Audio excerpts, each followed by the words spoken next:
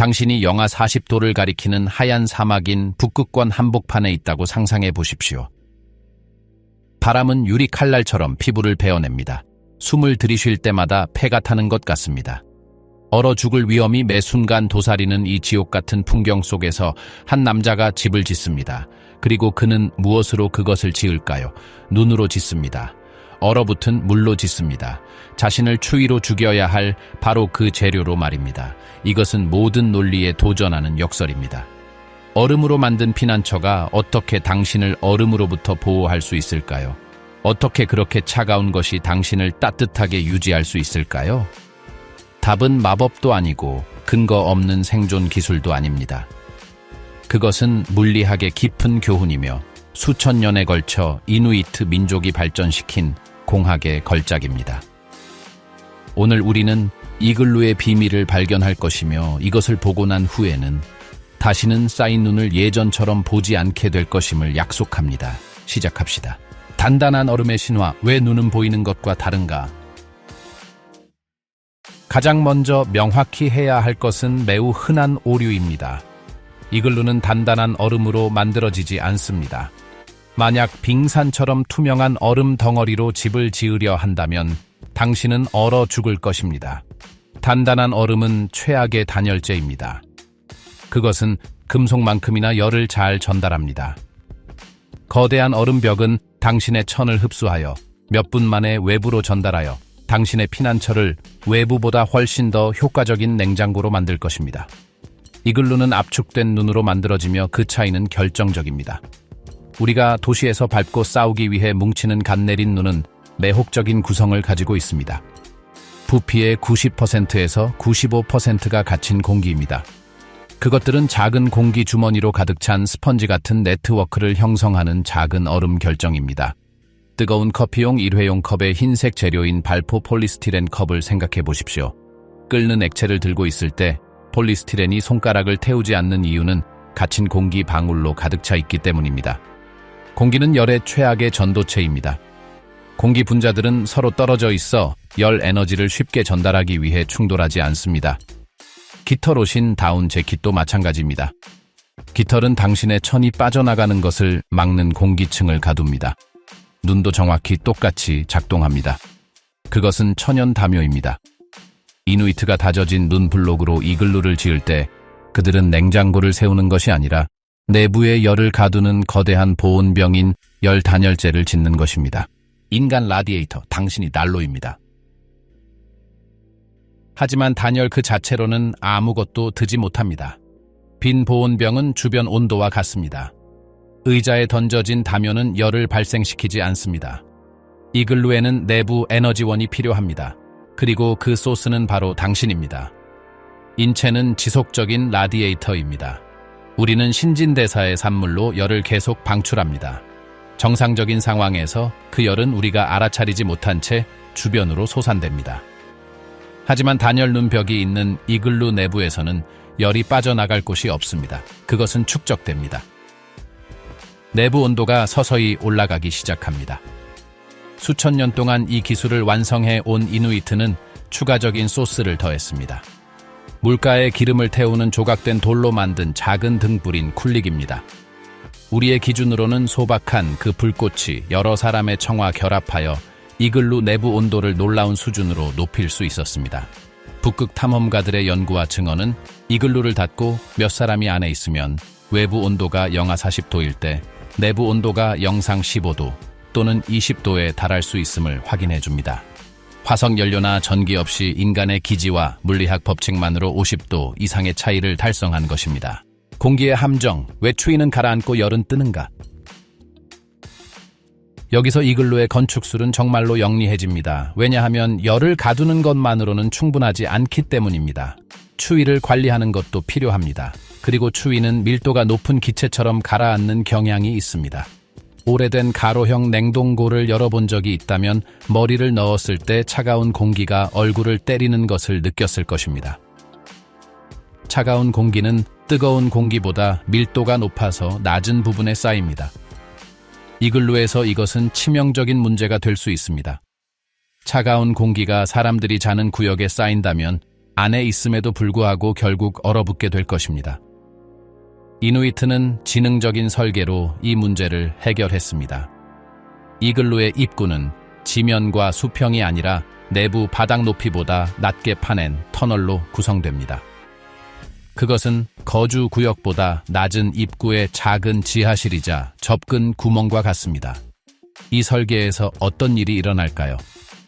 무겁고 밀도가 높은 차가운 공기는 터널을 통해 들어오지만 돔으로 올라가는 대신 터널의 가장 낮은 부분으로 가라앉아 그곳에 갇힙니다. 더 가벼운 거주구역의 뜨거운 공기가 그것을 아래로 밀어내는 상층부를 형성하기 때문에 올라올 수 없습니다. 그것은 마치 이글루에 냉수조가 있는 것과 같아서 추위가 거주자를 방해하지 못하고 갇혀있는 장소입니다. 하지만 이글루의 천재성은 거기서 끝나지 않습니다. 이 눈 구조물에는 더 많은 기지의 층이 있습니다. 돔 모양 블록의 배치, 잠을 자는 높은 플랫폼, 심지어 시간이 흐르면서 일어나는 밀봉 과정까지 모든 것이 현대 과학이 완벽하다고 확인한 정밀도로 계산되어 있습니다. 이제 왜 돔 모양이 그렇게 중요한지, 이누이트가 어떻게 몇 시간 만에 이 경이로운 건축물을 짓는지, 그리고 우리의 생존을 위해 그들에게서 무엇을 배울 수 있는지 알아볼 것입니다. 완벽한 돔, 왜 모양이 전부인가? 만약 이글루가 수직벽과 평평한 지붕을 가진 사각형 구조였다면 아마 작동하지 않았을 것입니다. 열은 윗부분에 쌓이는 경향이 있지만 모서리와 직각은 추위가 스며들 수 있고 북극의 허리케인 같은 바람에 구조가 덜 저항적인 약점을 만듭니다. 돔 모양은 미학적인 취향이 아닙니다.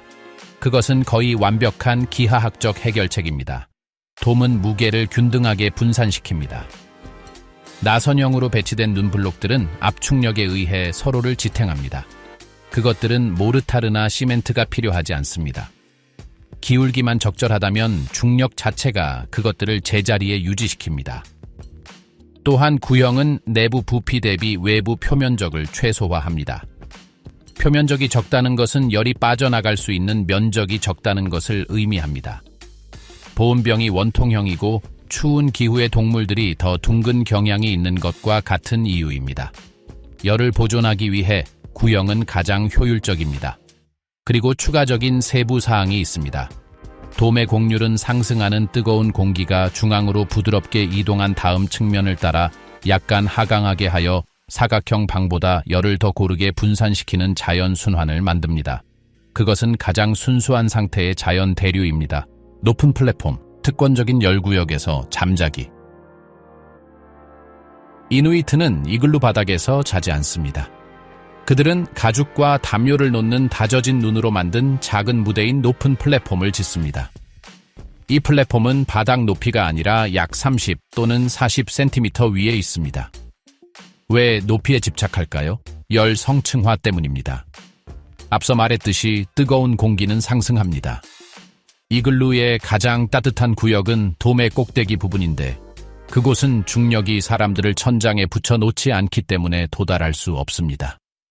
하지만 두 번째로 따뜻한 구역은 바로 그 아래인 높은 플랫폼에 앉거나 누워있는 사람의 높이입니다. 만약 바닥에서 잔다면 그들은 밀도가 높고 차가운 공기가 쌓이는 거주지의 가장 추운 구역에 있게 될 것입니다. 위로 올라감으로써 그들은 돔에 의해 갇힌 열이 최대인 특권적인 열층에 위치하게 됩니다. 이것은 어떤 엔지니어도 부러워할 응용 열역학 교육입니다. 마법의 밀봉, 열이 어떻게 벽을 강화하는가? 이글루를 사용하면서 일어나는 추가적인 과정이 있으며 그것은 시간이 흐를수록 이글루를 더욱 효율적으로 만듭니다. 사람들이 안에 있을 때 그들의 천과 기름 등불의 열이 내부 벽을 약간 듭니다. 내부 눈의 표면층이 녹기 시작하지만 아주 얇은 막만 녹습니다. 열원이 줄어들거나 꺼지면 그 수막은 다시 얼어붙습니다. 하지만 얼면서 그것은 매끄럽고 연속적인 얼음층이 됩니다. 이 녹고 다시 어는 과정은 블록 사이에 존재할 수 있는 작은 틈새를 밀봉하여 구조를 훨씬 더 기밀하게 만들고 바람에 강하게 만듭니다. 그것은 마치 이글루가 자체 경화 시스템을 가진 것과 같아서 사용함에 따라 단열을 개선하는 자연적인 과정입니다. 이글루에서 밤을 보낸 북극 탐험가들은 다음날 아침에 구조물이 전날 오후에 지었을 때보다 훨씬 더 단단하고 따뜻해졌다고 설명합니다. 번개 같은 건설, 몇 시간 만에 피난처 세우기. 이글루의 가장 인상적인 측면 중 하나는 건설 속도입니다. 숙련된 이누이트는 1시간도 안 되어 2명용 이글루를 세울 수 있습니다. 그들은 어떻게 그것을 해낼까요? 먼저 적절한 눈이 필요합니다. 아무 눈이나 되는 것은 아닙니다. 바람에 의해 다져져서 블록으로 자를 수 있을 만큼 밀도가 높아야 하지만 얼음이 될 정도는 아니어야 합니다. 건설자들은 특수한 지팡이로 지면을 탐색하며 완벽한 층을 찾습니다. 그런 다음 블록을 자릅니다. 전통적으로는 바닥코끼리 뼈칼을 사용했고 오늘날에는 금속 톱을 사용합니다. 블록은 안쪽으로 기울어질 때 맞물리도록 윗부분보다 밑부분이 더 넓은 사다리꼴 모양으로 자릅니다. 배치는 나선형입니다. 첫 번째 고리는 지면의 안쪽으로 약간 기울어지게 놓습니다. 그런 다음 각 줄이 이전 줄에 지탱되도록 올라가며 돔의 열쇠인 마지막 블록을 안쪽에서 배치하여 완벽한 원을 닿도록 정밀하게 조정합니다. 블록 사이의 틈은 즉석 모르타르 역할을 하는 부드러운 눈으로 채워집니다. 그런 다음 안쪽에서 응결로 인한 물방울이 생길 수 있는 불규칙한 부분을 제거하기 위해 벽을 매끄럽게 만듭니다. 45분 만에 한 남자가 북극의 눈보라를 견디고 인간의 열을 유지할 수 있는 피난처를 준비할 수 있습니다. 이것은 현대 기술 중 소수만이 필적할 수 있는 건설 효율성의 위협입니다. 우리를 위한 교훈, 이글루에서 무엇을 배울 수 있는가? 흥미로운 일화를 넘어 이글루는 인간과 환경 사이의 관계에 대해 깊은 것을 가르쳐줍니다. 이누이트는 정교한 기술이나 강력한 히터 또는 외부에서 가져온 재료로 추위와 싸우지 않았습니다. 그들은 그럴 여유가 없었습니다. 그들은 추위를 이해하고 연구하고 규칙을 배운 다음 그 규칙들을 자신들의 이익을 위해 사용하는 것 외에는 선택의 여지가 없었습니다. 극한의 추위는 그들의 적이지만 피난처의 원재료이기도 합니다. 자신들을 죽일 수 있는 눈은 가장 기초적인 물리학 지식 덕분에 구원이 됩니다. 갇힌 공기는 단열하고 열은 상승하고 추위는 하강하며 돔 모양은 힘을 분산시킵니다. 이것은 겸손과 지능의 교훈입니다. 그것은 최고의 장비나 가장 비싼 재료 또는 가장 진보된 기술을 갖는 것에 관한 것이 아닙니다. 그것은 우주의 법칙을 깊이 이해하여 당신이 가진 것들이 아무리 적대적으로 보일지라도 생존을 위해 사용할 수 있게 되는 것에 관한 것입니다. 어떤 불편함도 클릭 한 번과 새로운 제품으로 해결되는 현대 세계에서 우리는 그 고대의 지혜를 잊고 삽니다. 이글루는 그것을 우리에게 상기시켜 줍니다. 그것은 우리 문제의 해결책이 항상 무언가를 사는 것이 아니라 무언가를 이해하는 것에 있음을 말해 줍니다.